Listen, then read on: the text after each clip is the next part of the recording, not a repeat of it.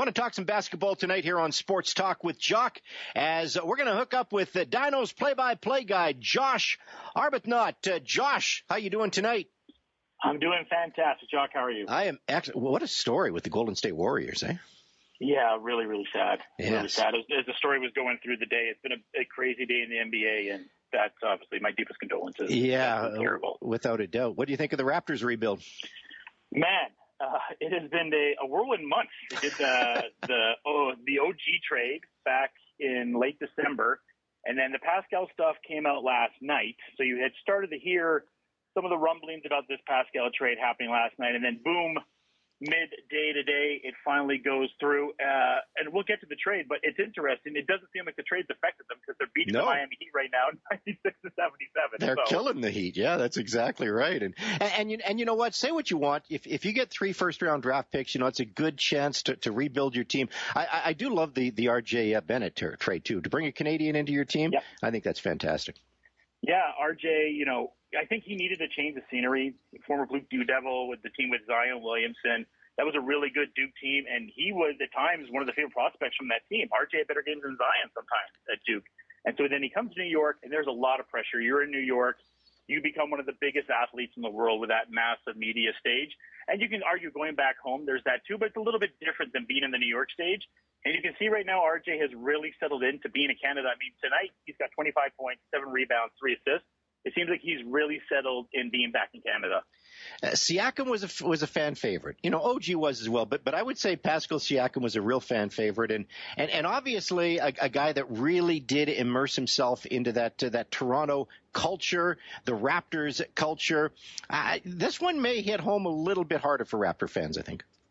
Yeah, well, first off, he's the last. Well, Chris Boucher is still there, but he's one of the second last guy now of the championship team that's gone. Some would consider him a top 5 Raptor of all time. And the weird thing about this, Jock, is this was a guy that wanted to re-sign with the Raptors this summer. He wanted the max contract, and from everything we're hearing from Woj and others, that the Raptors weren't willing to give him the max contract this summer.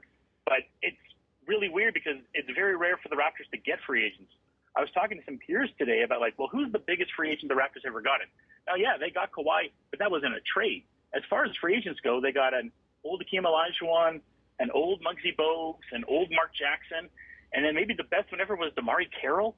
Free agents just don't come to the Raptors, and big trades don't happen as much either. So you had a guy that was an All-NBA player, an All-Star, and he wanted to stay here, but Masai, Bobby Webster, and the Raptors brass decided, you know what? It's time to move on. Yeah. Well, you know what? We'll see how this rebuild works for them. Hey, I wanted to bring you on tonight, Josh, because Pack the Jack on Friday night. This is always a big night at the University of Calgary, isn't it? Yeah, it's a really big night, and, it's an exciting time for both the men's and the women's Dinos. The women's Dinos had a huge victory last week, winning their first game last Friday by 99 points. And the men, they're on a fantastic winning streak right now, and they're fighting to get near the top. They're only 2 games back of the top seed Regina in the Canada West. So it's a big game for the men's Dinos coming into this game. The men's Dino program, they're on an 8-game winning streak right now. Yep. They've knocked off some powerhouses like number 1 Victoria, number 10 Manitoba. So obviously Dan Van Horen, he's got that team going well. Yeah, and it took a while. They got a really interesting backcourt with the veteran of the program, Noah Warden, who was just the Dino athlete of the week. So shouts to Noah, well earned on that. And then they brought in Nate Patrone and Dylan Lutz, but Nate Patrone is his backcourt mate. They brought him in from Mount Royal. And you can see for a while, like it always does with the backcourt, especially with 2 excellent shooters and ball handlers and defenders like these two, it took a while to be like, who's going to get their shots here and there? And the last few games, specifically coming into 2024, you're starting to see them really drill really well. And then other pieces off the bench like Sadalowskis, who was the Canada West Player of the Week 2 weeks ago.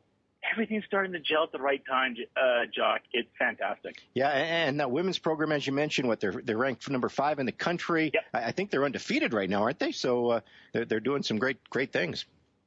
Yeah, they're 11-3 right now. 11-3, okay. They're undefeated in 2024. Okay, perfect. But still undefeated until this season. And yeah, like I said, they had a really good win last week against the Wolfpack, winning by 99 points that first game.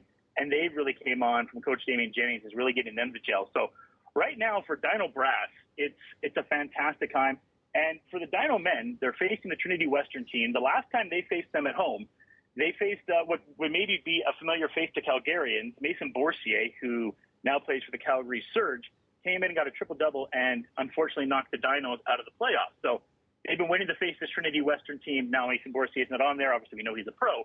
But they've been waiting to face this Trinity Western team for some time since that playoff loss a few years ago. Now it's back to Jack. As you mentioned, Dinos on an 8-game winning streak. They're riding high. They're trying to catch up to Regina for the top spot. So I always say, if you're a basketball fan and you haven't been out to the Jack Simpson gym, it's a great environment to watch a basketball game. What happens? What makes Pack the Jack so special?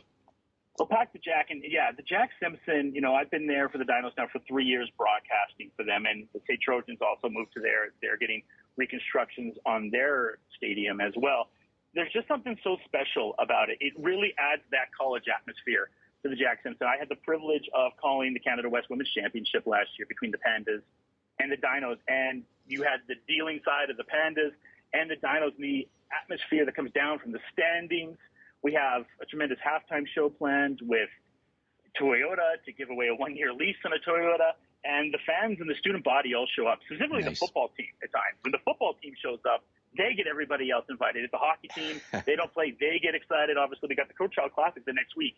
There's a lot of exciting things happening right now at the university, and we start with Pack the Jack this Friday. Fantastic. Josh, have some fun Friday night. Starts 6 o'clock for the women's game, right? 6 o'clock for the women's game, 8 o'clock for the men's game. Come on down to Pack the Jack, and if you can't make it, go and check it out on Canada West TV, where you can be blessed and hear my voice and play-by-play. But we'd love you to come down and Pack the Jack. That is where, and it's a nicer week this week. It's not like last week. Shout out to everyone that came. We had Taylor Swift night last Friday, and man, Swifties are no joke, Josh. They came out and they supported the Dinos and that. But we're hoping to have a lot more here at Pack the Jack this Friday. Thanks. Hey, good stuff, Josh. Have a good night. You too.